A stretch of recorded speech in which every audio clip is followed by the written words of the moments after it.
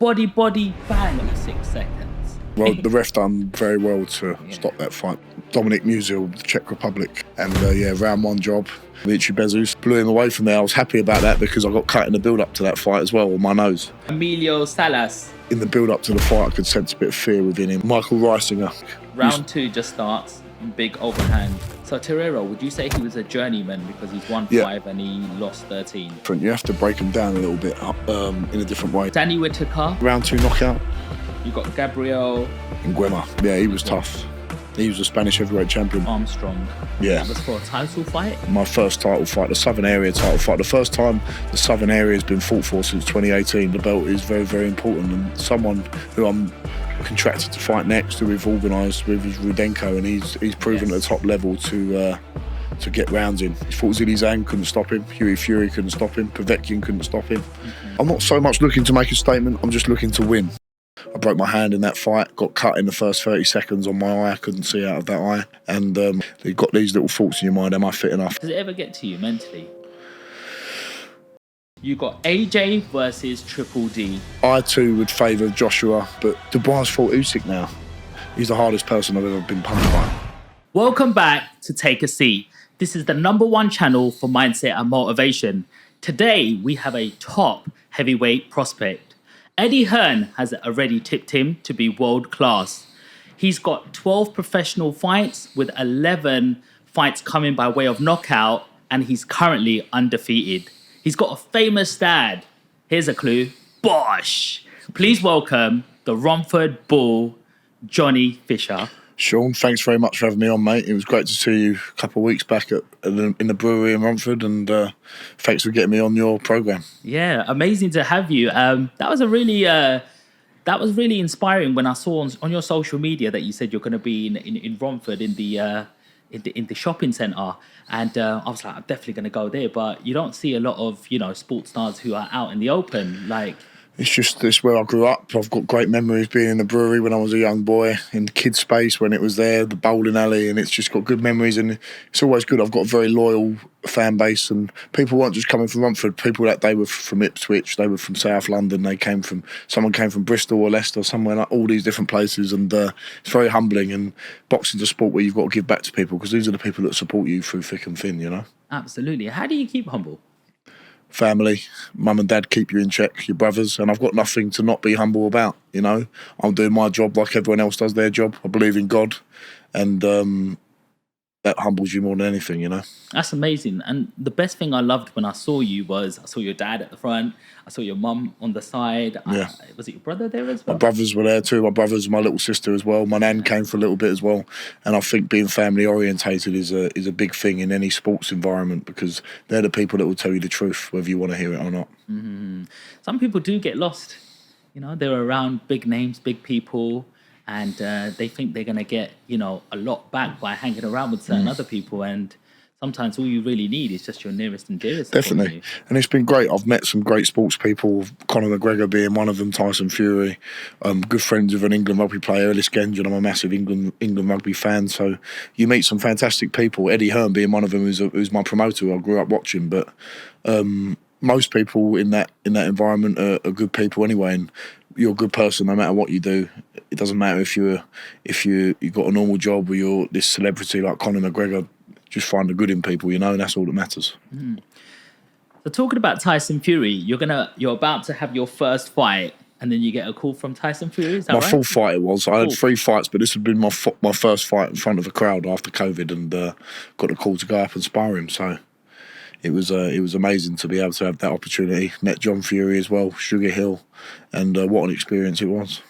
What a big human being Tyson Fury Massive. is. Like, his hands are massive. Like, what's it like going up sparring against? Like, how much power do you release when you're sparring a guy like that? You go all out every spar, really. Like, you're not going to hold your power back. You might hold back the intensity sometimes in terms of how, like, sometimes you spar people with less experience than you, and you might catch them and then back off. But sometimes the spars are very heated. I've had many heated spars with my good friend Joe Joyce. But if I'm going to go and do some work for Tyson Fury, I need to give the best account of myself because he's not wanting me to go up there just to mess around. I've got to give him some good work. How much of an advantage is that height and reach that Tyson Fury has? if used well, it's a big advantage, but being tall is not always an amazing thing. The overhand right, you can be caught with quite easily. You keep dropping your hands, you're a big target. It all depends on how you use it and what tactics you implement. If you're a tall man, you want to use your reach, you want to use your jab.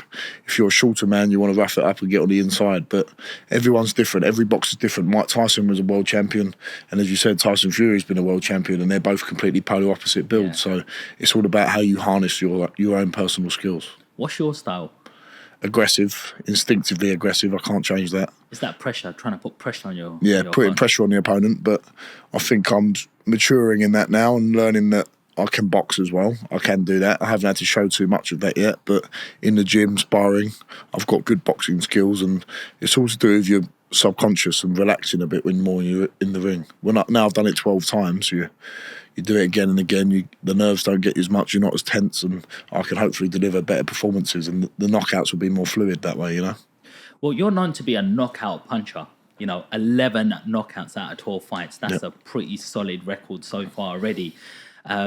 We see them overhand, them overhand. Like it looks like that's like your favorite punch. Like you go. I see you go body bang overhead. Like you seem to mesmerize your opponent. Like they've got to be some impactful punches for them to be putting their guard down. Like that's good. And my instincts and my natural power is something I never want to take away from myself. That's how naturally I am, and it's just about refining that, using your jab more, picking the right moments to explode, because there will be some really tough guys out there. I've already fought a tough guy in my 5th fight, Spanish heavyweight champion, and I broke my hand in that fight, got cut in the first 30 seconds on my eye. I couldn't see out of that eye, and I still got the victory, but sometimes people are going to be tough and things aren't going to go your way, so you need to learn how to use your boxing skills as well, Mm-hmm. Let's talk about some of your fights, being that we're on that topic. So when you fought Musil, Dominic Musil, from the Czech Republic. I fought him round 1, 29th of October 2022. And round 1 job. He was really up for it. I remember him to my then part of my management team, Shane Watson, still a good friend of mine. He went to go and watch him wrap his hands. And Musil went to Shane Watson. He went like that to him. So he was bang up for it, but that was over in a minute. That was a quick one. Then Dimitri Bezus. That was my February 3rd? February the 3rd this year, American debut in Las Vegas. That was an honour. He'd fought for the WBO European title just a couple of fights before that, or 1 fight before that. Big old unit. Only been beat once, had 10 victories, 1 loss, and blew him away from there. I was happy about that because I got cut in the build-up to that fight as well on my nose. Oh, no. And I had to hide it a little bit, and I was fine, but it's got a risk of coming back open, and that's never good when a cut comes open. So got it done quickly. Does that make you fight differently when you've got an injury going into a fight where... It makes you think about it in the build-up, but once you're in that changing room and you're going out to fight, you just go, you just do it. But it does affect your training preparation. I couldn't train for a week. I just had to walk. I couldn't spar for the last 4 weeks of my camp. So you've got these little thoughts in your mind. Am I fit enough? Have I done? And the preparations weren't the best for that camp, but you just get on and you get it done. So mentally, how do you prepare? It's a fight at the end of the day, and you think in your head, if I had to go and have a fight on the street now, would I back myself? So it's that killer mentality you've got to have no matter what happens. You can prepare as well as you want, but if your brain's not switched on, it doesn't matter if you prepared for 10 weeks or you prepared for 1 week, you've still got to have the same mentality. But you came on top, 9 seconds left of the first round. Bosh. Round 1, bosh. And it was in Las Vegas. Tell us about Las Vegas. Great place. I've trained there a few times before with my good friend Joe Joyce, sparring over there when he was preparing for Joe Parker. I sparred Carlos Takam over there as well. Wow. And a few other heavyweights who were coming through. Jeremiah Milton being one of them, who was a USA Olympic trials candidate. I think he came second in the whole of the USA. And it's been a great experience. The food it's amazing food, but for a training camp, it's not the best. So that was a stress. That was something I had to overcome. Luckily, I was staying in the Plaza Hotel where I've got on today. Oh. Jonathan Jossel, shout out to Jonathan Jossel, a great man, the CEO of Plaza Hotel, which is one of the most iconic places in Las Vegas. So before you had the main strip in Las Vegas, the Wynn, the Bellagio, the downtown area, Fremont Street, as it's known now, that was the original Las Vegas. And have you seen the film Casino with Robert De Niro and Joe Pesci? Yeah. It's actually filmed in this hotel, the Plaza. And what a film that is. And that was we had a restaurant there called Goodman's, Oscar Goodman's, and he was the man who represented their mob bosses in the casino. Wow. In the casino film. There's a lot of history there and a lot of politics that goes on within Vegas, and what a place it was, and the hospitality there was amazing. A lot of our fans brought about 300-400 fans from England over there. They all stayed in the hotel. And really old school place. It's like going back to 1985 and you're in old school Las Vegas. So what a place it was, and that was brilliant for my preparation because I had a bayside, my recovery in there, the hot pools, the cold pools, somewhere just to relax and chill and have some good food, because around Vegas there's not the best food and options, but that Oscar Steakhouse was fantastic. Yeah. You talk about fighting abroad in Las Vegas. How different is it to fighting in front of an English crowd and an environment that you're sort of used to, where these are like, you think of Las Vegas, you just think of massive shows, big lights, everything's bigger and better. Yeah, this is quite interesting actually. This was quite a small show really, because it was in the Chelsea. It's only about 3,000-4,000 people venue, but my fans made up the majority of it. As I said, about 400 fans, and that was still great. What was more different is the fact that you've got a different commission, different officials, different way of doing things, different drugs testing, and it's all a new environment. But that's good for me, because when I go back there in maybe 4, 5, 6 fights time and fight in America again, then I'm in a great position to know that I've already done all this before. Yeah. Some boxers, so I know there was one boxer, I can't remember his name now, but he went to fight in Africa. And as he's gone to fight in Africa, he said they played some dirty tactics out there. The hotel will all of a sudden... Wrong hotel and exactly, not good food, putting you in a bad place. That's exactly, yeah. You've got to be careful. These things are all underhanded things that happen in boxing. Boxing can be a Wild West sport sometimes, There's no barriers to entry into boxing. If I wanted to turn around and say I'm stopping boxing and become a boxing manager right now, if you wanted to become a boxing manager, you can, which is a great thing about it, because there's no barriers, but... There's a lack of regulations going into it, which is a good and bad thing, because you get some interesting characters in boxing. Have you experienced anything dodgy? Nothing really. I'm very lucky to have a great team. Adam Morley, my management, and some great advisors around me. Matchroom Boxing, a very stand-up company. Eddie Hearn and Barry Hearn always pay their fighters on time. Great characters. The story between them two is amazing, and just very, very privileged to be in the position I'm in. Come from my own hard work, and I've just got to keep going. And as long as I keep performing, I'll be all right. Yeah. What's the main difference between Matchroom Boxing and Queensberry? So you got Frank Warren on one side, and you got Eddie Hearn the other side. Like, is there certain things that come in the air when you're thinking, I want to go towards this company more than the other? Well, I don't have much experience with Frank Warren, and I still regard Frank Warren as a legend, a Hall of Fame promoter. Promoted some of the best fighters in the world, and to still be around in the game now, in a world like boxing, he's got to be well respected. But the one thing I can say, and I have noticed, is the production of the shows at Matchroom are second to none. When I go to some Queensberry shows, I do think, wow, Matchroom really do put on a show. Even when I go to Sky shows, Matchroom are the kings at putting on a production, And all I'm going to say on that matter is that they're number one with that. And that's what you want to be a part of as well. Yeah, you want to be a part of good nights and big nights, and delivers the best for the fans. The security are the best. They always make sure there's no trouble. If there is trouble, it's dealt with straight away. Everyone's catered for. And, everything gets sorted from the ticket lady, Bella Gay, who's her name's Bella. She's a lovely lady, and she gets everything done, deals a lot with my dad doing with the tickets. Alex, who sorts out all the hotels and all the logistics for things, and Darren Fleurs, who does all that with the taxis and making sure everything runs smoothly. You're always looked after at Matchroom, and it's a great company, and they give you the best platform for you to perform. It's brilliant. What about in terms of the fight you had with Armstrong? Yeah. That was for a title fight? My first title fight, the Southern Area title fight. The first time the Southern Area has been fought for since 2018, when Daniel Dubois fought, what's his name?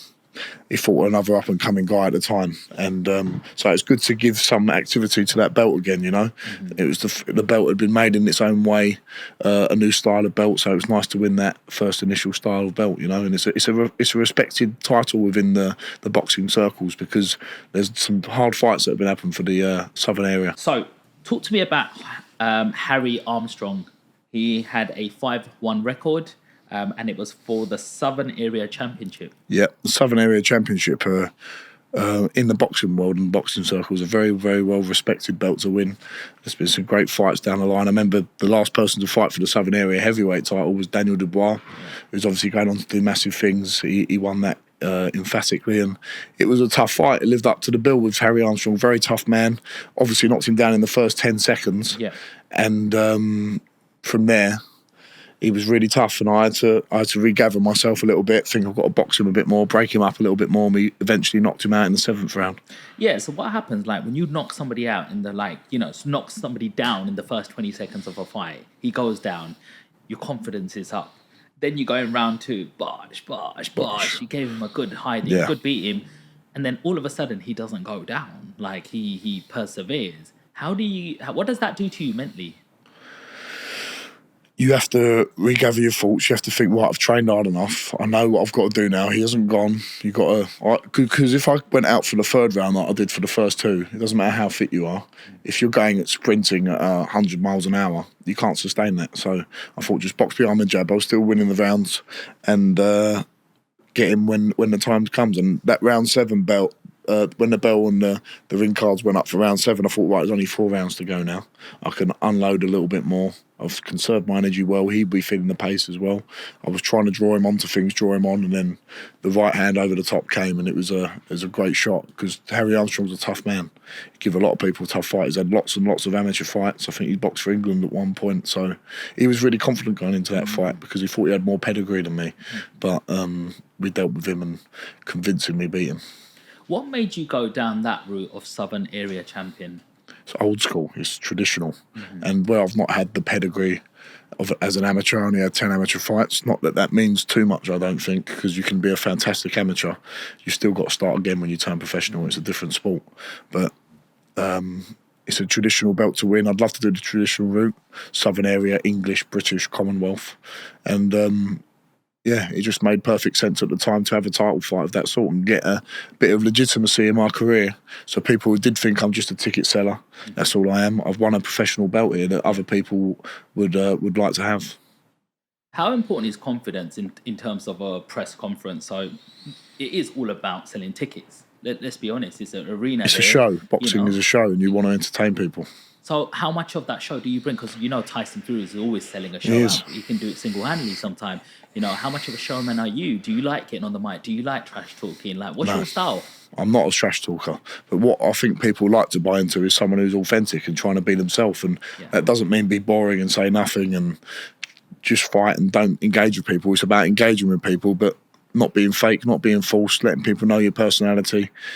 People are interested, obviously, because I'm exciting to watch, but you want to engage people as much as you can. So it's not just a press conferences. It's like doing things at the brewery and getting people who want to come and meet you, going to see them, and giving every fan a T-shirt when they come to a fight. It's all little things like that. Making a whole day of it for people.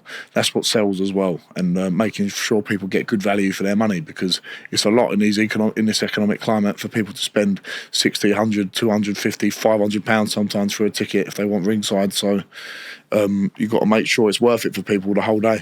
Absolutely. You've got a nickname, the Romford Bull. Yes. Where did that come from? I was sparring in Vegas, and one of the coaches, I can't remember exactly, he said, "You fight like a bull, man. You fight like a bull. Where are you from?" And I said, "I'm from Romford." He said, "You should be called the Romford Bull." And it just stuck from there. Because I was aggressive, even more so back in the day when I didn't really know what I was doing. I was just going in there and giving it a good go for 3-4 rounds. So I always have that bullish style, and it's a good name, and it's become a sticking point, I like it, because you've got Romford in it, and that's Romford. where we're from. Romford in the roots. Okay, so let's talk about Emilio Salas. Yeah. He had a 7-win to 4 losses streak. Yeah. Left hook first round. Yeah, that fight, I could sense he was not going to be much cop when I first went in there, because we was really expecting a tricky southpaw. We thought, let's get a southpaw under the belt, because we haven't fought one. He was a Golden Gloves champion back in America in his amateur days, so he's had great pedigree. But I think in the build up to the fight, I could sense a bit of fear within him, and I just don't think he fancied it when we got in the ring. Where's that intuition of sensing that fear come from? Not making eye contact when we're in the face off. So Bit twitchiness in the eyes. Is eye contact really important? Shakiness in the body. I think you can sense a lot from that. I remember I walked out, always look at the venue before I fight when I get there. Okay. He was there as well, and he was nervous.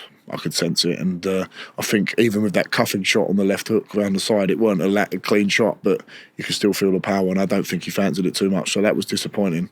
So we went straight from that fight. A week later, announced we were on the fighting Harry Armstrong on the AJ undercard for the southern area, so you quickly move on, you know. But I was expecting a tough test, an awkward test with a southpaw. Eddie Hearn came in the change room before and said he's not going to be easy. Yeah. He's going to give you some rounds to think about. Don't rush in, but that's the way it goes, I guess. What are the dangers of facing a southpaw in the heavyweight division? Obviously, your jabs clash a lot because you're both, my jab's here, his jab's here. The backhand is comes into play a lot more, and that's obviously your power shot. So you've got to be careful.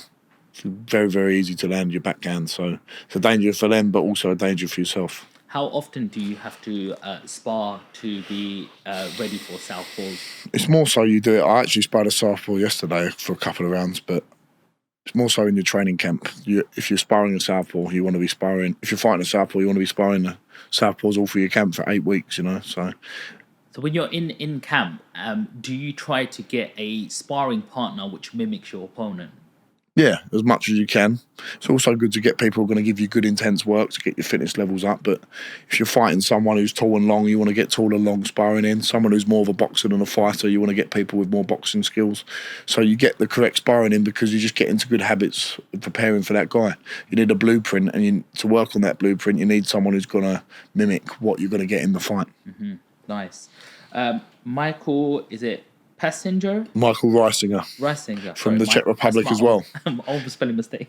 He was a tough man, a proud man, a football hooligan, I think, of some sort in Czech Republic. Round 2 just starts. Big overhand. Yeah, I caught him at the end of the first round as well with a right hand as he came in. He used to box on the Czech Republic Muay Thai national team, so proud man. And he was gutted afterwards because he's a proud, tough man. And that was good because that was just after I broke my hand in that fight, on my 5th fight, when it went to points. So it was good to come through that psychologically and get a really crisp, clean knockout.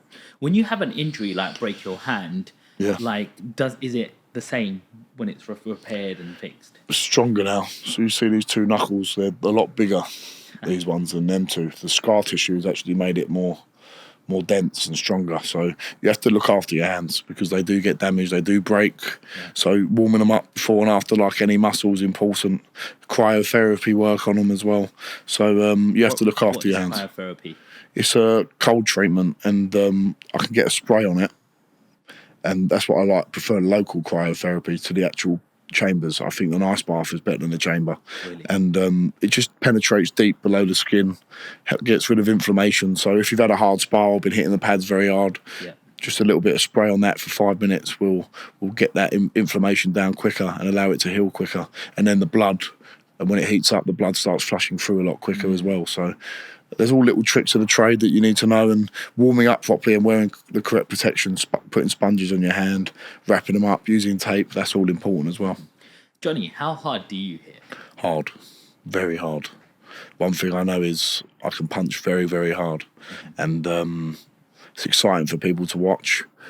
When I punch people and I know they're gone, it's more of like it's not like they go to sleep power, it's more like it just rattles their brain.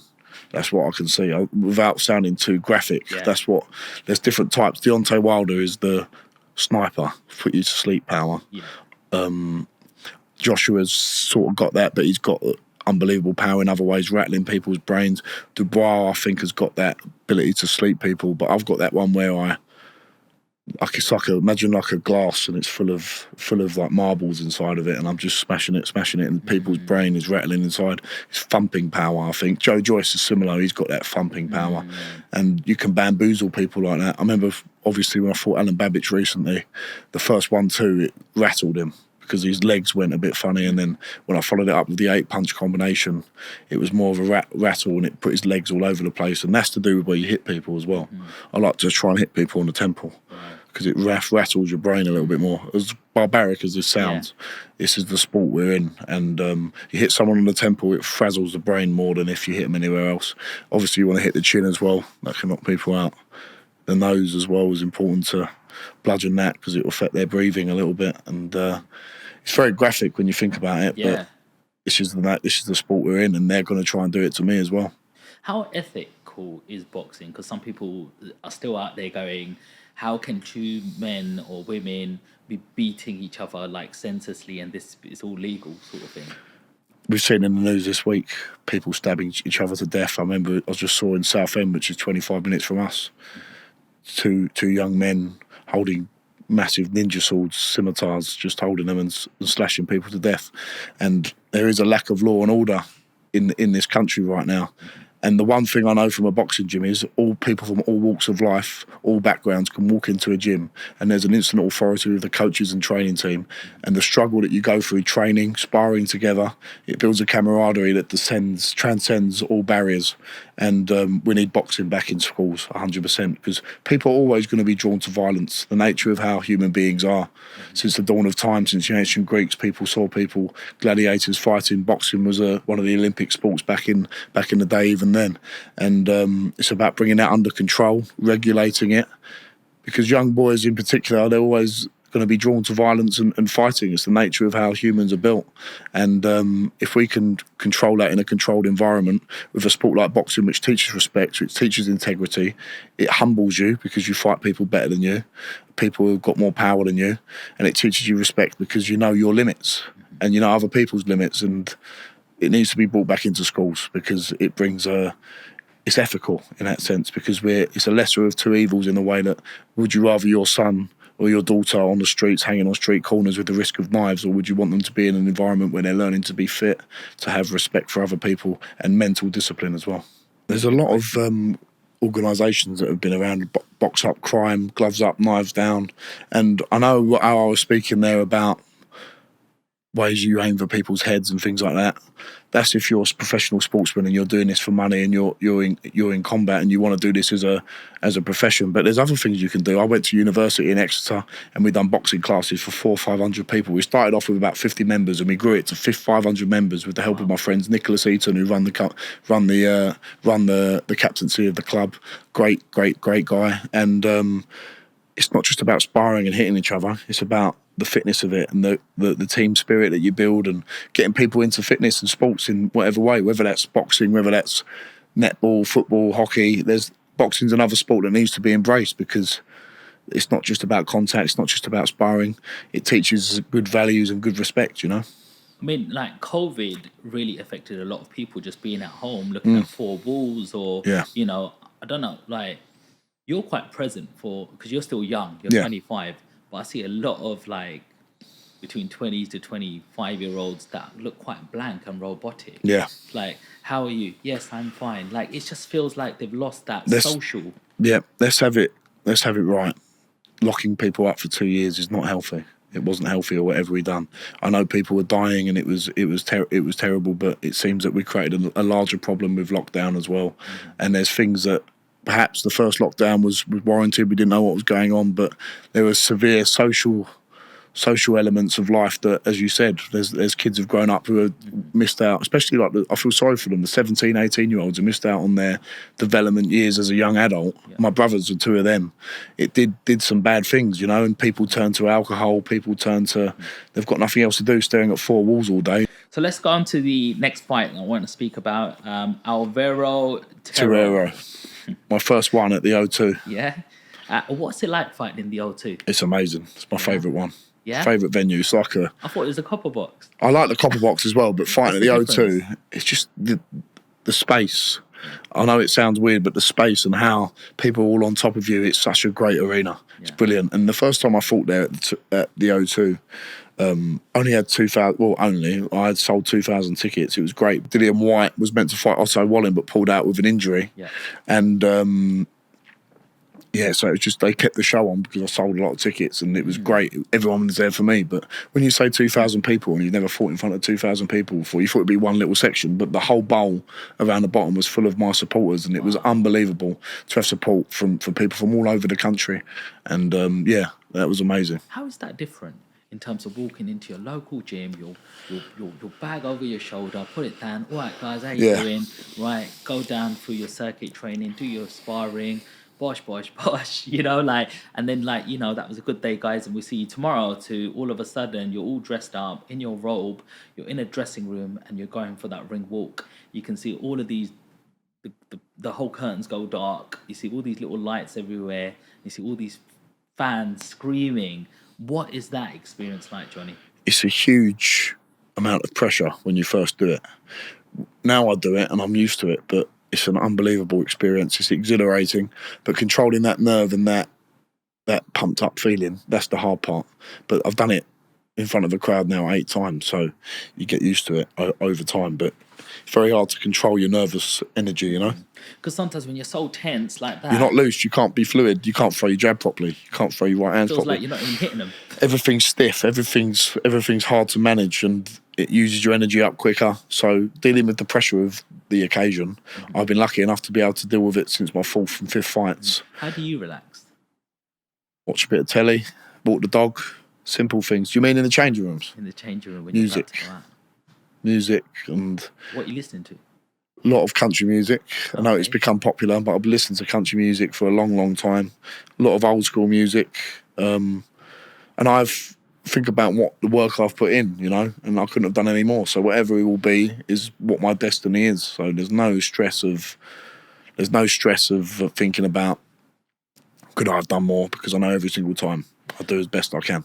I know your family support you a lot. How important is it to have them around when you're I don't have my dad in the change room or near me on the fight night. No? It's business, it's professional. My dad gets nervous like every dad would, my mum. They know when we go into fight, they've done all the work before, they put loads of work in, but me, my trainers, my training team, that's all I need around me. I don't like having a big entourage around me. We're there to do a job, we get the job done and we can celebrate after. So Terrero, would you say he was a journeyman because he's won 5 and he lost 13? Yeah, he was a journeyman. How do you prepare for a journeyman? Like, you know, they're hard to break down. It's different. It's different. You have to break them down a little bit in a different way. But a lot of fighters on their way up, they could have 8, 9, 10 fights fighting journeyman, you know. But that's part of the experience. They serve an important role in boxing, bringing fighters through, and they're still tough to break down. And if you can knock your journeyman out, it's a good statement to make, you know. And they're part of the building blocks to becoming a better fighter. And don't get me wrong, it doesn't mean Terrero, he still came and had a good go, landed a few right hands on me.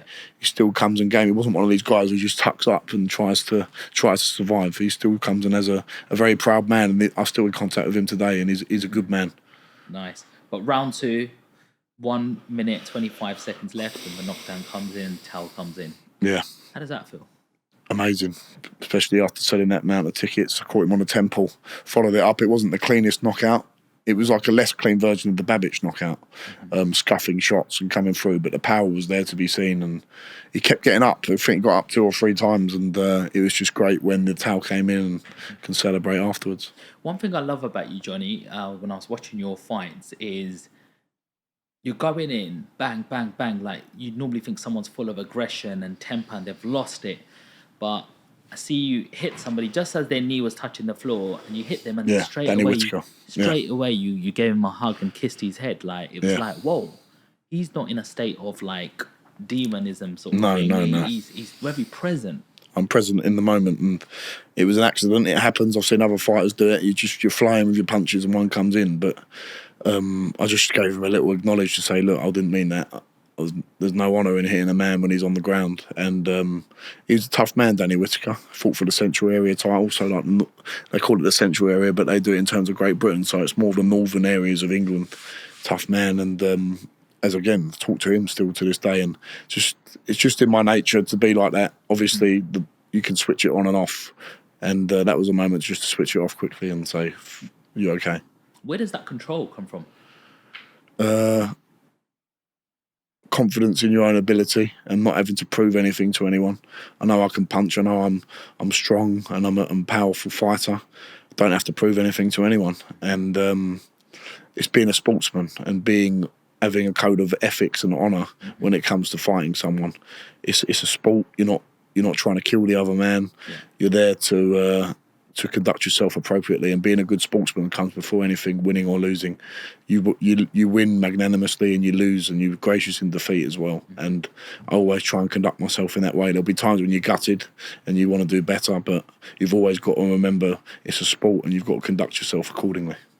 Well, you are a sports, person, athlete. What happens if you're just sitting in the pub or a bar with your family or just sitting down with a group of friends and somebody just starts bad mouthing you and saying, who do you think you are? You think you're some sort of boxer? I'll have you right now. You're like trying to play because there's loads of people going, there's loads out there. This guy's got a bit of fame. He's got a bit of money behind him. If I wind him up, maybe I can get about that, You've got to wind me up first, though. That's the only thing. You can't wind me up very easily. If you're so bothered, you've got to come up to me in a bar, because you do get people who do it. You get looks. Have you ever had that? Yeah, not people coming up to me, but you, even over the last 2 years, when I first turned pro, people were happy for you in your local area. Yes. And there's still a great amount of people that are. I've got a great network of friends, but they're only happy while you're not doing as well as them. Mm-hmm. Once you start doing better than them, you get a few looks, you get people not saying hello to you as much. Wow. When I go away from my area, it's great. It's amazing support, because people don't see you as often, and people see you for who you are, because on social media and stuff, I try and project myself as naturally as I can. But you do get jealous people, but don't rise to it, I've never had someone come up to me and say, oh, you do this. I've had one guy, a young guy, 17, 18, 19, I think it was 19. It was about half a year ago, said, I'm going to knock you out when I turn pro. I'm going to knock you out. I said, turn pro first, enjoy it, and just be careful what you wish for. That's all you say. And it's just, I would never dream of saying that to if I saw a professional boxer up and coming, you conduct yourself and say, good luck, well done your hard work, keep going. And some people just lose their cool a little bit, Yeah. So what do you think of when the gloves were off with Triple D against AJ? Yeah. And Triple D said, well, let's just go now then. Yeah, I quite like that. That was good viewing, wasn't it? Yeah, absolutely. And great viewing. I'd buy a ticket now just watching that. I'm looking forward to that fight. But AJ didn't really take it kindly. Just side-eyed him and go, watch what you're saying. You're not on my level. And then Carl Froch comes up and goes, what does he mean not on level? Where's the humble AJ gone? This is all his money. That's what he's referring to. Look at this, that, other. What do you think of that whole scenario? It's hard when you're fighting for the world heavyweight title. It's a bit different context to someone coming up to you in a bar and someone who's not relevant. These two guys know in a few months, when they've done that, they've got to go and have a fight, and they're fighting for the world title. And there's a little bit of jostling there, a little bit of body language and mind games going on. And someone's saying that you can't intimidate me. You come over to me. I'm gonna do this and do that. It's very hard to keep your cool. But I think Joshua did it in a way where he did keep his cool. I know he stood up, but he done it in a menacing, intimidating way. And fair play to Dubois, he didn't back down either. So it's the nature and part and parcel of being a heavyweight boxer fighting for the world title. You're gonna get a bit of testosterone pumping, aren't you? Yes, 100. Danny Whitaker. How was that fight? Yeah, that was the fight in the Matchroom Garden. It was an open atmosphere. Really good atmosphere. Different. Really good. That was my third fight, and that was that round 2 knockout, I think it was. Yeah, round 2, 1 minute 50 overhand seconds right. left. That was good. Really local to me, but 10, 15 minutes away in Brentwood. So, yeah, really, really good event, and a once in a lifetime place to box. Yeah, it looked good. Really good. You see the garden before it's all done up, and then you see all the stuff in it for the arena, and it looks amazing. It looks like a proper stadium sort of vibe. So it was really good. You got Gabriel Enguema. Yeah, he was tough. He was a Spanish heavyweight champion, but it was also tough because I broke my hand in the changing room and cut my eye in the first 30 seconds. Oh, but it would have been a tough test anyway. Yeah. Probably something I didn't need at that stage in my career. How did you fight with a broken hand? I was trying to land if you look at that fight back, I'm trying to wing the shots over the top. I couldn't really land on this knuckle. I splintered my metacarpal bone here, and it was an overuse injury. I really felt it before the fight, but I cracked it even more during the warm up on the pads. So, looking back now, I could have handled it better, jabbed a bit more. But obviously, I spoke to you about feeling tense, feeling anxious, and that plays a big role. And probably a fight I didn't need at that stage of my career, being my 5th fight. Sold 2,500 tickets at Ali Pali. Someone like a Michael Reissinger or Torero would have been a good fit for that fight. But it's all experience in the bank. And looking back now, long term, it's put me in a better position because I've been in a situation of high pressure where things aren't going my way, you know. And I still won every round. I mean, that's six rounds, wasn't it? Yeah. You did on that one. That's one of your longest fights? Yeah, that was my second longest fight behind the Armstrong fight, which went 7 rounds. How important is it to get them rounds in? Obviously, you want to make a statement, and you've actually, come out, especially, the last fight, Babik, 36 seconds.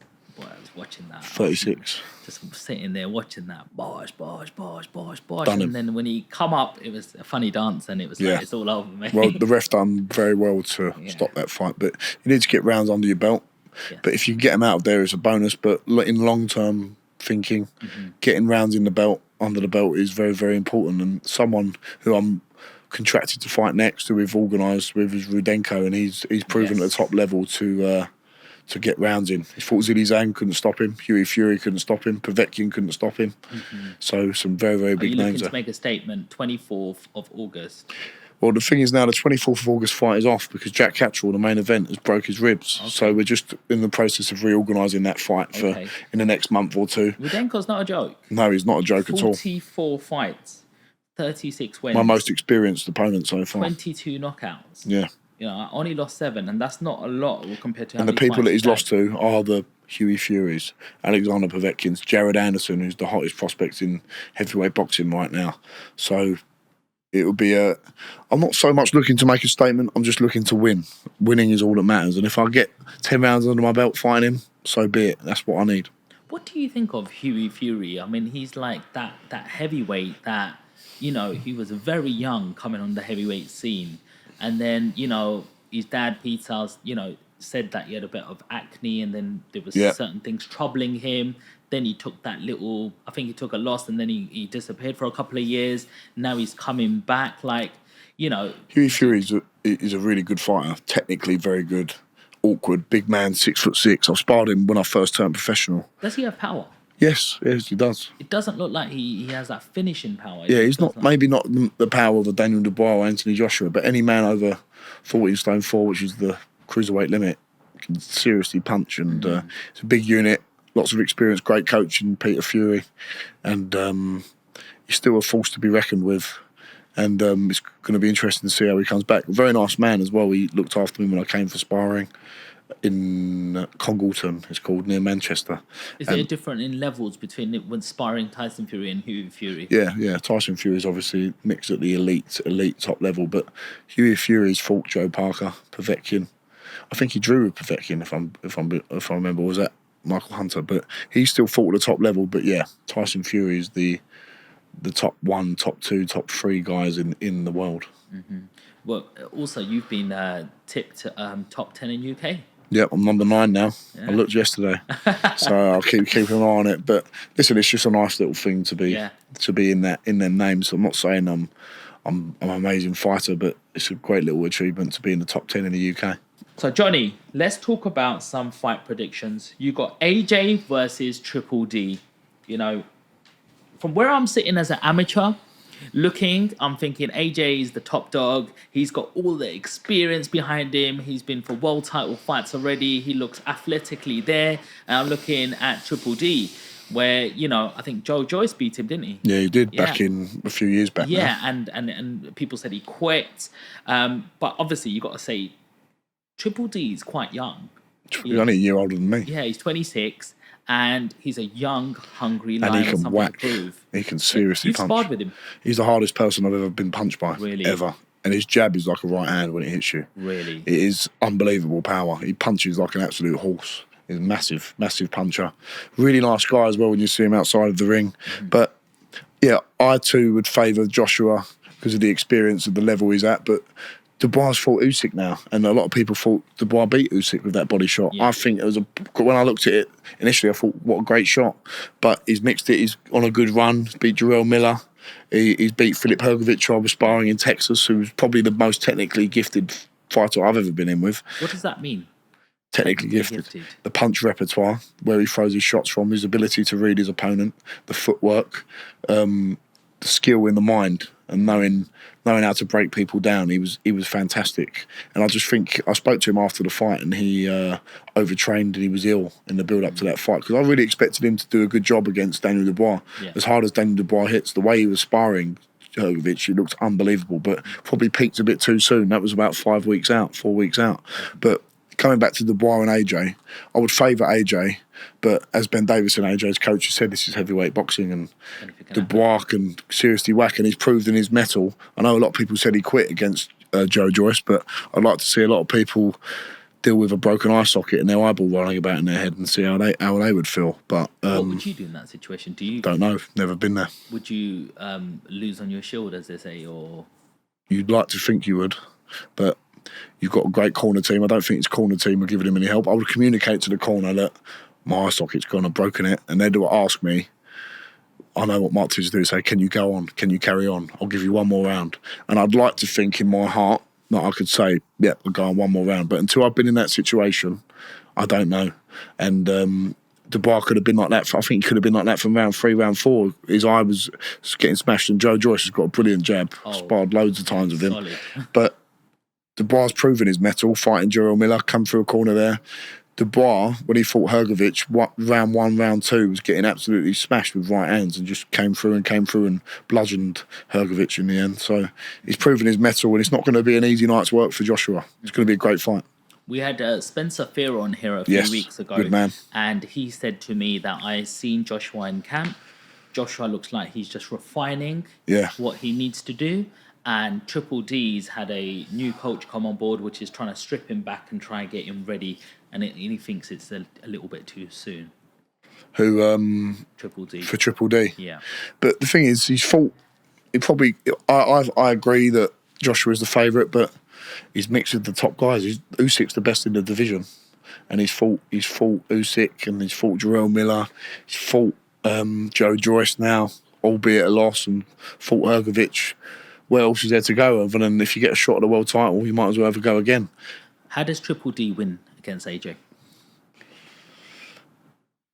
Joshua obviously has got the history of people, the stigma around him of, he can't take a punch. Obviously, you're a heavyweight, you get hit by one of these elite guys, you're going to feel it.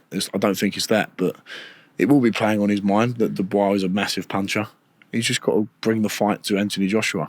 He's got to take a few risks in an educated way, and be the aggressor in the fight, not sit back too much. And Dubois got brilliant feet. He comes in a few inches in range, few inches out, and he's very good at counter right hands. Mm-hmm. If you just lean in a bit too much over your front foot, he will sting you with that backhand. And it never drops me, but it will shake you to your boots if it hits you. Mm-hmm. Have you ever sparred with AJ? No, I'd love to though. I think at one point after the Southern Area win, I was meant to go and spar him, but I was on a holiday somewhere and it just didn't work out the timings. But it'd be an honour to spar AJ, because like every boxing fan and boxing supporter, you look up to someone like Antony Joshua who changed the game, really. Yeah. He got so many more people interested in boxing, especially when I was at university. The amount of people that knew Antony Joshua, he has transcended boxing. How good is it, AJ? He's amazing. Think, who's he lost to? He's lost to Andy Ruiz and he beat him in a rematch. And the other guy he's lost to is one of the best ever, pound for pound. Undisputed cruiserweight, undisputed heavyweight. He's just beaten Tyson Fury. And I really think the way that Joshua is on a good trajectory now, confident. I know he's not beat the massive names. He's beat Jermaine Franklin, Robert Helenius, Otto Wallin, and Francis Ngannou. But the confidence that gives you, getting knockout wins. How much does that give you in confidence? You've got to be on a roll. You've got to have confidence. It's like any sport. If you're a batsman in cricket and you scored 350s and 100 in your last 4 games, you're going to be more confident than if you've got 2 golden ducks, or if you're a darts player and you've won a couple of your last tournaments. Mm-hmm. Momentum in sport, momentum in life is a massive thing. So Joshua will be on a high, and if he gets the call to fight Usyk again with his new training team, Ben Davison, the great coach, I think he'll be confident in winning that fight. but it's a tough ask. How important is it to stay active in Really? in boxing? Because I see you just fought in February. Yeah. You recently just fought where you've just boxed July, that guy. yeah. And I want to fight again very quickly. You want to fight. You want 2 more fights by the end of the year. Like I don't see heavyweights that active. Yeah, it's really important to fight regularly, I think. Why don't they? The politics of making fights is often a thing about it. If you're in really tough wars, you need to recover from the wear and tear because it does take away from you a little bit. Where I've only had 1 in 30 seconds, I'm fresh, I'm ready to go. And I've read a little turning point in my head the last 6 months. You've got to stay active. You don't want to be coming out of camp for 4 or 5 weeks eating a load of rubbish and then thinking about getting weight off or getting fit again before you go into camp. I'm fit now, I'm ready to fight again. So use it. Use that in a valuable way. Mm-hmm. What do you think of Turk Ali Sheikh, who's changing the game? He's changed it. You know, he's changed the game amazingly. Some great fights that have happened in Saudi Arabia.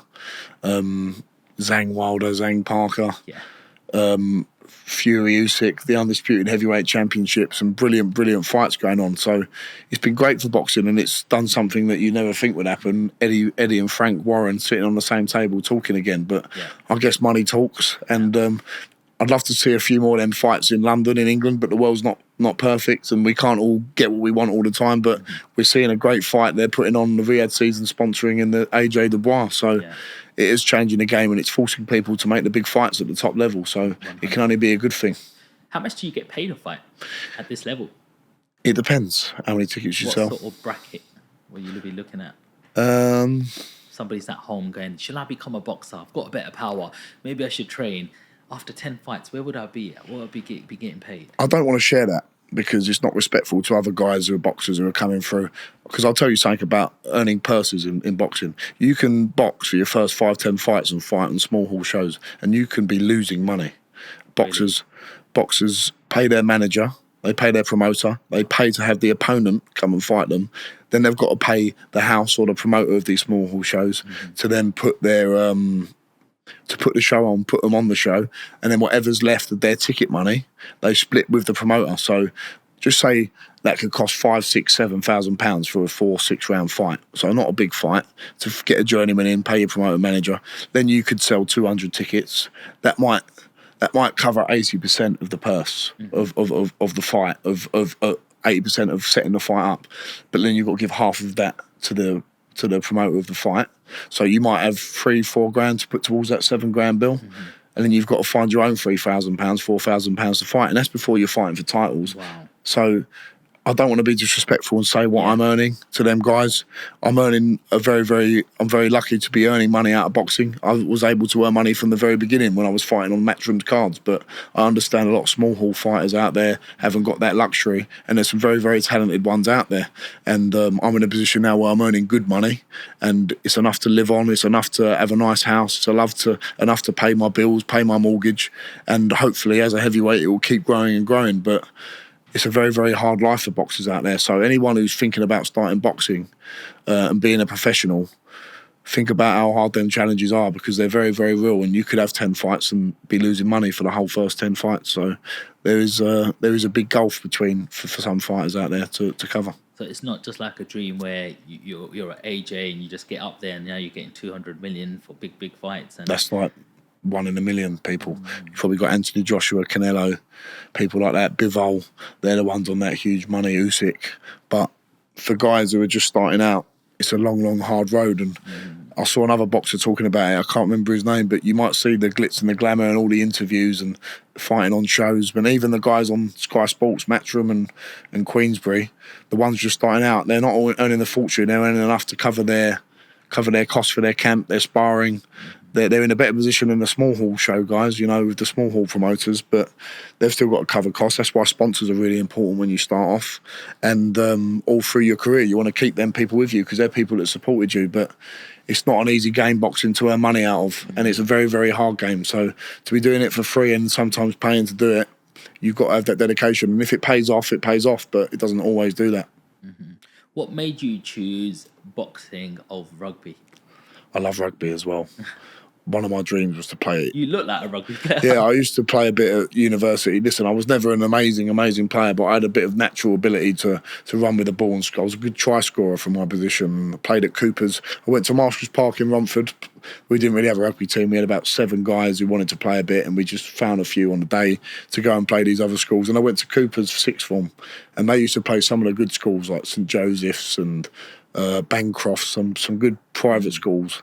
And we were like the state school that turned up and weren't expected to win too much, but we did win the Essex Cup a couple of times, and that was brilliant. And went to Exeter University, and it was just a different level of rugby. And I thought, wow, this is a new level. All these posh private school boys all coming in, really good guys. But I had to learn very quickly how to play, and I'd never been up in a line out before. Didn't really know how to scrum, but I had natural ability at running with the ball, and I made the fresh first team. So the first year's first team, I started getting in on the coattails of that, and by the second year, I just started boxing again. I just thought I'd do a bit of boxing for a bit of fitness, and then from there I had an amateur fight at the club, at the uni club, and won in round 1. Saw Dave Allen wanted a bit of sparring. Yeah. I thought, what an amazing thing that would be. Just say I've sparred Dave Allen, get the picture. Like, it's a bucket list thing. I love Dave Allen growing up, still do now. And called him up a few times. You know, I've seen a few of your interviews with him. Yeah. I know you're proud of saying you. He was my idol growing up. And I like his authentic way. How he's just no airs and graces, just does what it says on the tin. Sparred Joe Joyce, and then COVID happened. What's it like sparring Joe Joyce? Because he just looks like granite chin juggernaut. Especially when I was sparring him, when he was like really coming up and was a real force. He still is a force now. Don't get me wrong. He can still a big old unit, but when he was like in a purple patch fighting Joe Parker and stuff, we're really good friends. Speak to him every day, but we have battered each other seriously, and it's like. It's so weird. It's a weird dynamic. We'll be in the Vegas house, all getting ready to spar, talking about conspiracy theories, talking about all this random stuff that guys talk about. And then we're like, right, let's get in the car, let's go. Gets a bit quiet. You're getting a bit tense before sparring. You glove up, you put your protection on, put your head guard on. Absolutely knock 7 lumps out of each other, 6 lumps out of each other for 6 rounds, 8 rounds. Then we just go and get a bit of food afterwards like nothing's happened, and we wake up and do it again the next day. But that's why I think we become good friends, because we've shared that struggle together. And I enjoyed helping him, you know, especially before the Joe Parker fight. He was in unbelievable condition, and to be able to learn off him was amazing. Yeah. How strong is he? He is Joe Joyce. One of the strongest and one of the fittest men I've ever met. I remember being on a rowing machine with him, and my heart was in the yellow-red zone. This is about 4 years ago, and I was struggling to keep up. He was in the blue zone, and his heart was on about 70 BPM. I was on about 140, 150, just rowing like with no effort whatsoever. It's just genetically, I think he's gifted like that, and the relentless nature of how he fights was unbelievable when I was sparring him, and that makes you a better fighter, you know. Do you think this is the end of Joe Joyce now? I don't know. I don't know if it's the end or not. And I don't like seeing it as the end, because boxing's just one part of your life. Mm-hmm. It is all your life, but he's still a relatively young man, 38, 39. He can do whatever he wants. He's a formidable force. He could be great in some action films, you know. He'd be amazing. Good looking as well. He's got the look. He's got the look. He's very clever and intellectual guy as well. He went to university. He's into his history. Wow. He likes going down the rabbit hole with the pyramids and things like that, and learning about the royal family and stuff like that. And you have some interesting conversations, but just a really, really articulate man. And when I first met him, like, he takes a while to warm to people, which I find quite genuine, quite endearing, that he don't just become your mate straight away. Mm-hmm. And I think that's a good way to be. You build a relationship with people. And once you've got that with him, he's a really good man. And if there's one man I trust on this earth, Joe Joyce is one of them. That's nice. Let's talk a little bit about the fight coming up on the in the December card with Usyk versus Tyson Fury. Yeah. ×2. Was you surprised when Usyk beat Tyson? Not surprised. I know you said Spencer Fury wasn't surprised either when you had him on, but I did it. I wanted Fury to win as the Brit, as a Fury fan. Yeah. And I thought at one point, round 6, round 7, he was winning the fight and turning the screw, and then out of nowhere, Usyk he got that unbelievable fitness, and it come probably down to his training and his dedication. Doesn't cut corners, and he just turned the screw, knocked Fury down obviously onto the ropes. So credit to him. And Usyk's a formidable guy, and you can only give him credit. And I think the rematch is going to be amazing. What mistakes do you think Tyson Fury made in that fight? I spoke to Jimmy Tibbs about this, legendary trainer, obviously, dad of my trainer, Mark Tibbs. And he said, yeah, he looked good, he lost weight, but not always good to lose weight as a heavyweight. He might have been better off being 19, 20 stone. I don't know what their plan was in the camp. I'm not an expert on their camp. I'm not trying to tell them what to do, but it made sense to me. If you're a big guy, you might not look body beautiful, you never will. And maybe that bit of weight might have helped him, could have hindered him, could have made him a bit slower, but sometimes losing weight lowers your punch resistance. You haven't got as much energy. You might look a bit better, but it might just be a little bit of an aesthetic thing rather than an actual fitness thing, you know. Look at there's been some massive guys in the past. George Foreman, when he came back, was a big old unit. Larry Holmes hasn't always been the most ripped guy, you know. You don't have to be completely chiselled or thingy to... You have to be completely chiselled to be a great fighter. Some fighters are naturally like that, but being a bigger guy, sometimes you've got to use that weight, and maybe coming in a stone or two heavier wouldn't have been a bad thing. What does Tyson need to do differently apart from the weight this time? That uppercut he used to was throwing was really effective when he was throwing that. I thought that was good. Maybe a little bit less showboating, but that's why we love Tyson Fury, because he is like that. And if he won that fight, we would have been singing his praises, saying he showboated at the same time. But that can all make a difference. That's another 2-3%. Maybe would have helped some energy down the line. But he's the bigger man. He's got to use that as best he can and keep sticking that big jab in his face, whether it's a big hard jab or a sticky little annoying jab, you know. Use that, and then you can blind him with that and keep bringing that uppercut, because I thought them uppercuts were beautiful he was hitting him with. It was a shock when Usyk hit him straight on the face. But it just felt like something. I was gutted. Even he felt like that. I was like, my heart was going down. It's like watching the England match and they got down. You know what I mean? That's how I felt. I can't believe how he stayed up, Fury. You've got to give him credit for that. And he saw it through, because a big man like that, getting caught like that, and the energy it takes to stay up, he's a fighting man. And we've got to remember he's had 3 fights with Wilder, and Wilder's a shell of what he used to be. And you've got to ask yourself, how much of them fights taken out of Tyson Fury and Deontay Wilder, especially the 3rd fight. That was an all-out war. And as a professional boxer, and especially a heavyweight, you can only have so many wars like that before it catches up with you, you know? Why? Wear and tear, big old unit. Human beings aren't designed to smash each other up like that, especially 20 stone guys, 16 stone, 17 stone plus. You can't take severe punishment like that, getting punched on the head. It's not healthy, is it? That's the bottom line, to be getting punched in the head repetitively, especially by the big guys. So you can only go to the well so many times, and Fury's probably only got 1 or 2 more times to do it. So what do you think of someone like Mike Tyson stepping in the ring again against Jake Paul? I think it's a farce. I think it's an absolute joke. And it's not happened, and I'm glad it's not happened. Almost 60 years old.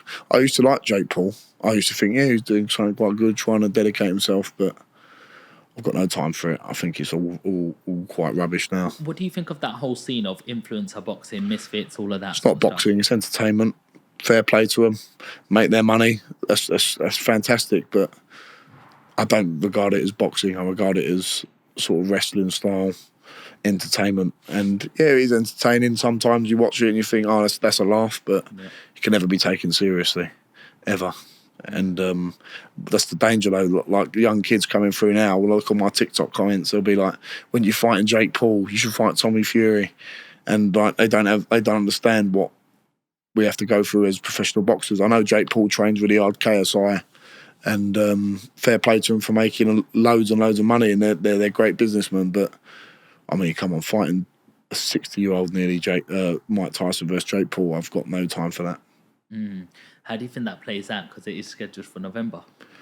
I think, well, considering that Mike Tyson had to be taken off a plane, didn't he, for having heart problems, I don't think they should be sanctioned at all, ever. It's wrong. Who is your favourite boxer of all time? I've got a few. Lennox Lewis being one of them. Yeah. Unbelievable. Rocky Marciano. Yeah. Old classic guy. The modern guys, Joshua, Fury, love them two the most. There's no Tyson in there? Mike Tyson? Oh, Mike Tyson, unbelievable.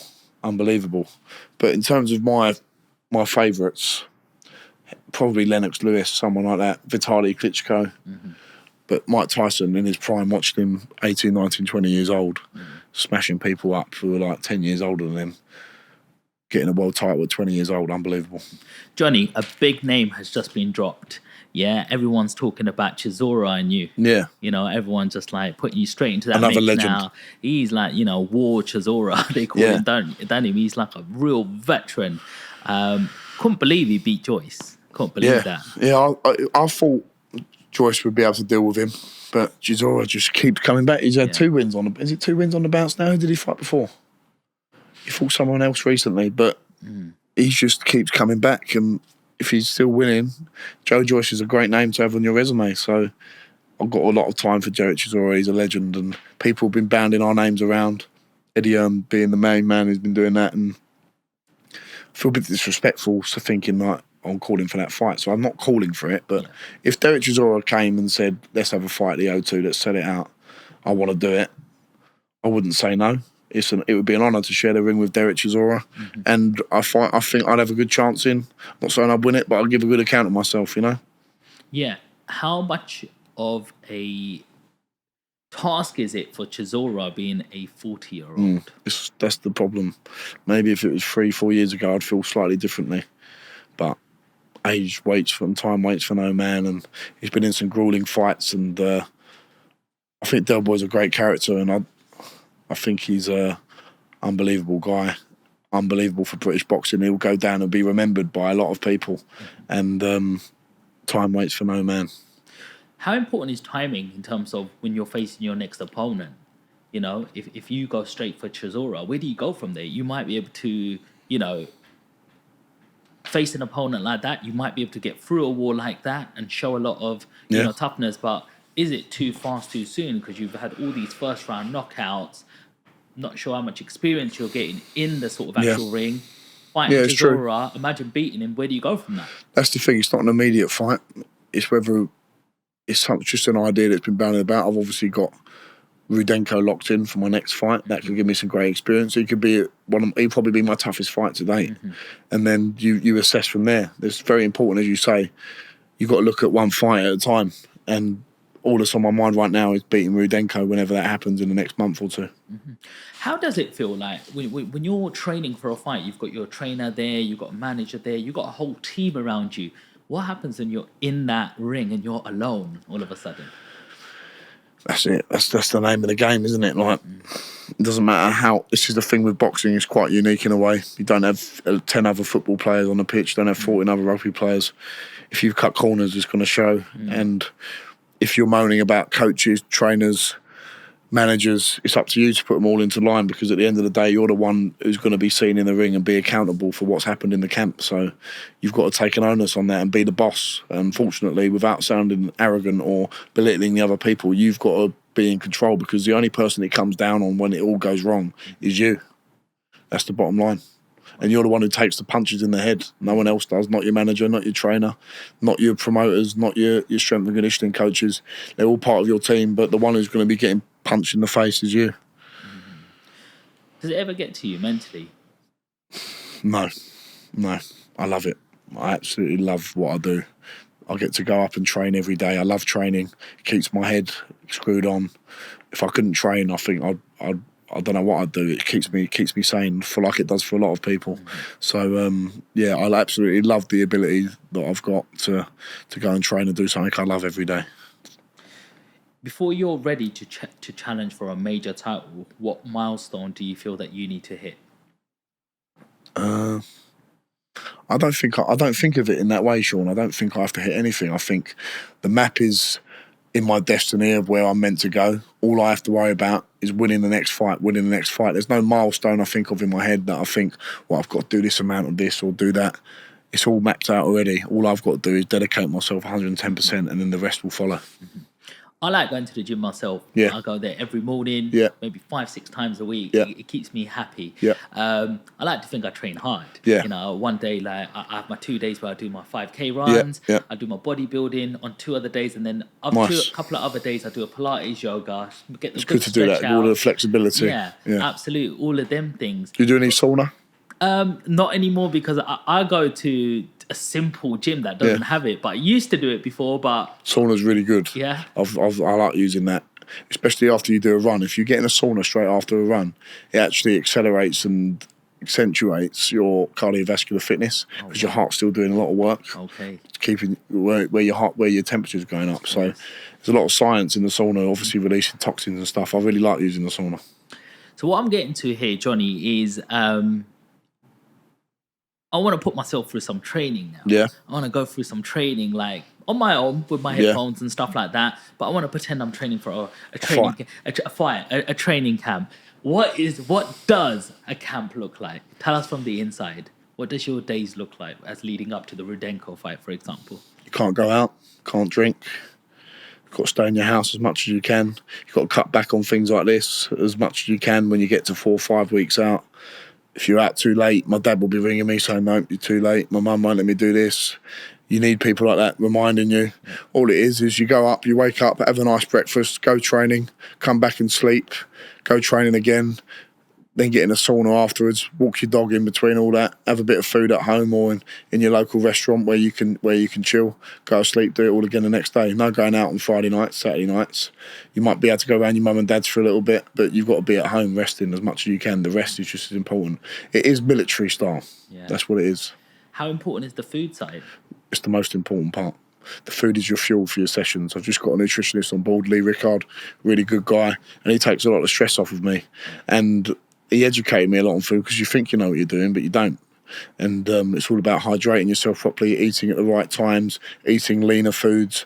And I've really noticed a change in my body shape the last 6 months because I've really tightened up all my nutrition. Yeah. That's the little 5% that you need to get to the next level. So food is fuel. It's not food, it's fuel for your training, and that's what you've got to remember. Do you feel stronger with the new nutrition going in? I feel stronger, I feel leaner, but I'm still the same weight. My body fat's come down. That's just the byproducts of it. But that's a nice feeling, and you feel fit and strong. I feel powerful, and I wake up in a good frame of mind, and I know that I'm doing everything correctly, and that's good for your mental side as well because you know you're ticking boxes mentally. That's just as important. When you eat bad food, you feel bad. You are what you eat at the end of the day. Well, talking about food, I know you do like a certain Chinese. Yes, I do. That's what's had to change the most. I used to love the Chinese on a Saturday night. I don't even have that anymore. When I had the Chinese yesterday, we had a Chinese sit down. I have boiled rice, and the Blue Orchid make me like a beef Cantonese style dish, which is just like really fresh beef with vegetables in it, ginger, soy sauce. It is absolutely beautiful. I don't have any of the sweet and sour chicken balls, lemon chicken, sweet and campo prawns. I can't have any of that. I just have the grilled, the boiled rice with a nice bit of beef Cantonese style, and it's nutritious. The Blue Orchid's a great place. They cook everything fresh, and I can enjoy that guilt-free. How important is it to eat well even when you're not in camp as well? That's what I've had to change. I've had to make sure that I eat well all year round, not just like listen, after a fight, I had the Five Guys, have something else bad on a Sunday, and then this fight, I just thought, right, that's enough now. I want to get back to eating healthy because I used to spend 5-6 weeks eating rubbish, and I'd not get really fat, but you notice a little bit difference in your body composition and you feel sluggish, and it's just like a big claw back. You've got to train for 4 weeks to get back to any sort of fighting fitness, and then you've got to have your camp on top of that. There's no benefit of it, and the bottom line is you don't feel better after eating rubbish for that long. It just becomes a habit. So get into good habits. Johnny, how do you handle pressure? I mean, you've got an immaculate record, 12 wins, 11 knockouts. You know, how do you go in that ring? Like, does that element go, if I lose, I got a blemish on my record? Yeah, there's an element of that. I never want to lose. No one wants to lose as a competitor, as a sportsman. But if you do lose, you take it on the chin. And if you lose in a good manner, that's just as good. And you it's always different after it's happened, you know. Mm-hmm. You take a different outlook on it, but I never want to lose. Who wants to lose? No one wants to lose. Winning is everything. How do you recover after a grueling fight? Little holiday, chill out with my mum and dad. Like after this fight, it wasn't a grueling fight, obviously, but I took them to Mallorca. We chilled out there, spend time with your family, just relax in the sunshine, you know, and mentally rest more than anything, not just physically. Just you could just mentally just decompress and enjoy a few days of not having to worry about anything. Mm-hmm. Nice. You said you sparred quite a few people. You've sparred Joe Joyce, Yep. David Allen, Tyson Fury. Daniel Dubois, Yeah. Dereck, Chisora, Oh, you've Carlos. actually sparred him as Yeah, well. recently, a few weeks ago. Wow. Yeah, How was that? very good, very good. I don't talk about sparring because it's like a gentleman's agreement, but Yeah. really good sparring. Dereck always gives great work, and you know you're going to get intense rounds. So it's brilliant going to spar Dereck. It's a bucket list thing for me to spar someone like him. So yeah, sparred him. Carlos Takam, Fabio Wardley, Wow. Fraser Clark. There's more. I'm trying to think who else there is. Eddie Hall, the world's strongest man. Oh, yeah. That was unbelievable. He can really punch, Really? by the way. He can whack. He's probably just as powerful as Daniel Dubois. But, yeah, there's been loads of different names I've sparred. Trying to think, Chris Billam-Smith, the world champion at cruiserweight. Really, really enjoy sparring. It's how I've had to learn my craft, you know. Yeah. I mean, who's been Filip your favorite? Hrgovic. Who's been your favorite? Favourite?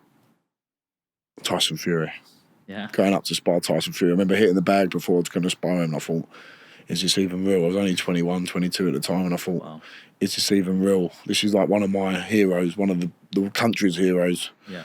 And getting to spar him. And what a down-to-earth man he was, and his whole family. And, yeah, they're just normal How geezers. elusive is he? Because he finds angles and gaps and He everything. finds angles and gaps, but he also uses his strength well and is able to grapple you well. And I'm a good grappler because I played rugby, and I'm good at using my strength. But you could feel his experience, you know. And he's playing around. He's sparring 3 or 4 guys at one time in one spar, and I was just lucky enough to have a few rounds with him, and it was brilliant. Is it any different fighting somebody that tall, nearly 7 Yeah, foot? yeah, definitely. You have to close the gap a lot more. You don't want to be at the end of someone as elusive and as gangly as Tyson Fury. Like, you won't get near him if you're too far away, you know.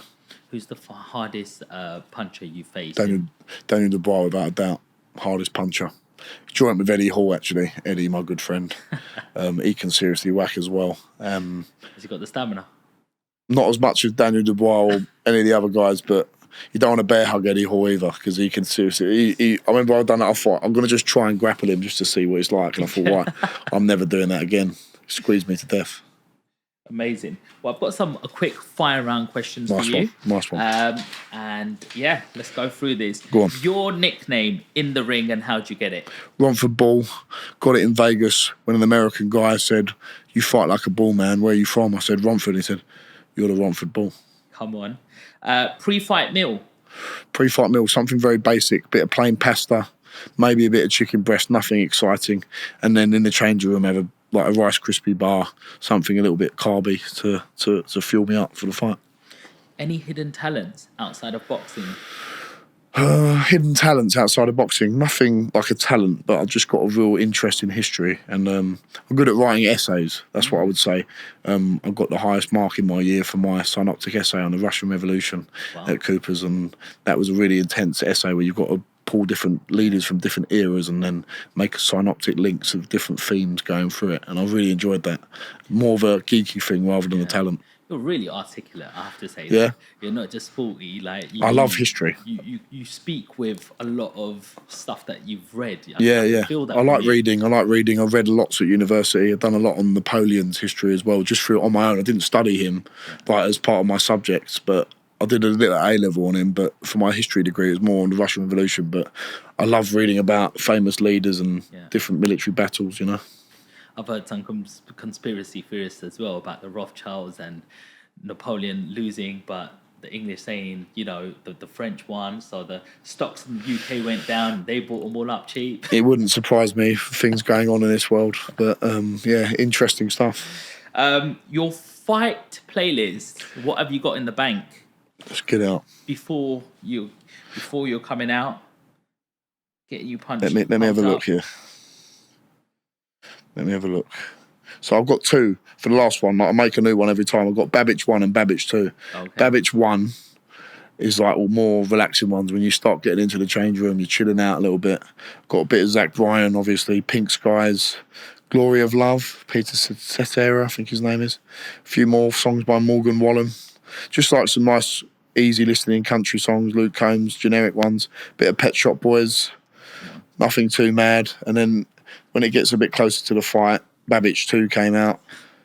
The Boys of Summer by Don Henley. Nothing's Gonna Stop Us Now. Bit of Rocky, No Easy Way Out. Come on. Survivor, I Can't Hold Back. What Cowboys Do, 2 Dozen Roses. The theme from The Last of the Mohicans, probably my favourite song. It's just like an instrumental one. You're the Voice, John Farnham. And it changes every fight. There's just different ones. Rasputin as well by Boney M. Just like easy listening, but catchy tunes, you know. What song are you gonna come out to next? Always Country Roads with John Denver. Always go from that one. But I mix it up sometimes before. I was thinking this one I could have had an England Euros song when we was playing in the Euros. Or but what did I have this time? I had Here I Go Again, Whitesnake into Country Roads. I think I might keep that because I like that. What's your favourite knockout of yours? The last one. Yeah. Because I like Alan Babbage as a man, but their whole team, everyone, they thought it was too soon for me, and they was talking a lot of smack before the fight. So satisfying that he couldn't even land a punch. I was sick, but watching it at home, I was like, bosh. Yeah, I know. I was like, I do like a heavyweight fight, but we love a knockout. Yeah, and it was clean. Like I landed 8 unanswered shots where I've just shortened up my... Yeah. I'm not loading my shots up now, I'm just throwing them, and I landed 8 on the button, so... I saw the sorry, Raging Alan. Bull. I saw the Raging Bull, bro. He was there. It was just like you just walked him down. Once bang. I can see that you're hurt or getting caught, I've got a good instinct to carry on. You can see the confidence in you, because as soon as you hit, you know what you've done, you know, and you just go in with confidence, whereas other people might hold back and is it true, is it not? That's not what people want to watch. People want to see people go for it. And that's what you got to remember. People want to see people. Can you take a shot? Yeah, I've taken a few. Some big ones. And I can hold it, but it's different. You haven't seen in the ring yet with 10-ounce gloves on. I think when a heavyweight lands clean on any other heavyweight, it's not good news, but I think I'd try and have the faculties still there to recover from it, but you don't know until it happens to you. Yeah. They say it's not how hard you hit. It's how hard you can get hit and keep moving forward. That's how winning is done. Yeah. Love that. Boxing heroes. If you could go back in time with a boxing legend, who would you fight? He's not real, but it is Rocky. Rocky Balboa. That is the best. Well, it's the best film of all time. Rocky, the Rocky films. So motivational. It's not just about boxing. It's a love story at first with him and Adrian, but it's about life. Yeah.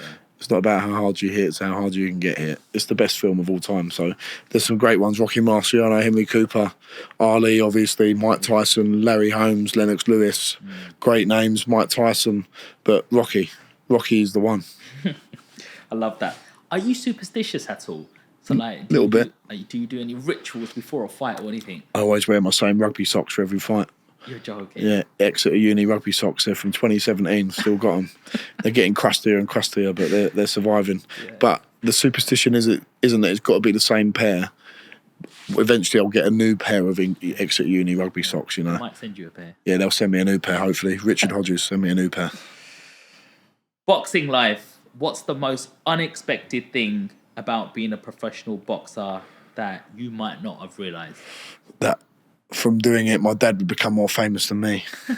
That is the most unusual part of it. People recognise him more than me. It's amazing. It's amazing, yeah. Your dad, what he gets on every post goes viral. It's mental. It's mental.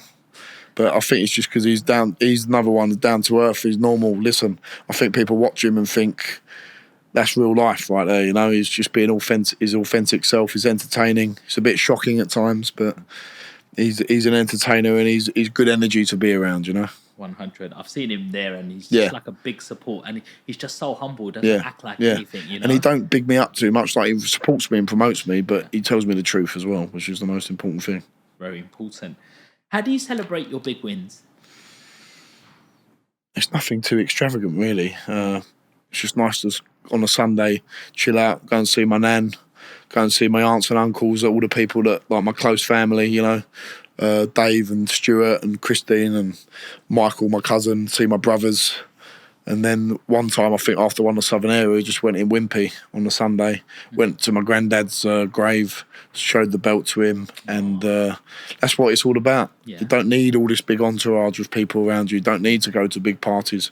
Just go with your family, have a nice holiday somewhere. That's what life's all about, because when it all goes wrong, all the people that want you to go to parties, they won't be calling you up. The people that will be there is your nan, your mum and dad, your brothers, you know.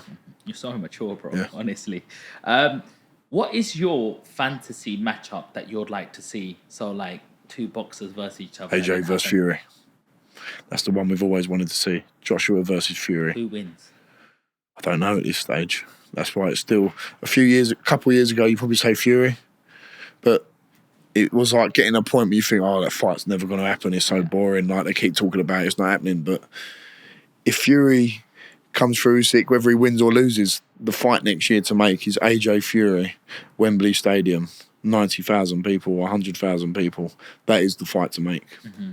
It's a big fight for both them guys. I think we need to do a part 2 at some point, Johnny, Definitely. as well, because we haven't gone much into your journey. I know you've been university. Yeah. I wanted to ask you more about them things, about your history degree, what stopped you from going through academic side. But we'll have to save that for another day. Definitely. But if there's somebody at home, you know, your journey is quite inspiring. You're reaching the top, like you're on your path to success. We can see that you've got a great, you know, pedigree. Like, you know, you're having great fights. You're around the right people, the right network. If somebody's like 18, 19 right now at home and going, oh, what do I do in my life? You know, things, I'm not going to be the lucky one. It's not going to go for me. What advice are you giving that person? My advice is don't think too far ahead. Do the simple things well in life. Enjoy it. Have a good group of friends. The people that you hang around with, that's what you will become. If you hang around 4 losers, you'll become the 5th. If you hang around 4 people who are inspired, you'll become the 5th. So the company you keep is very, very important.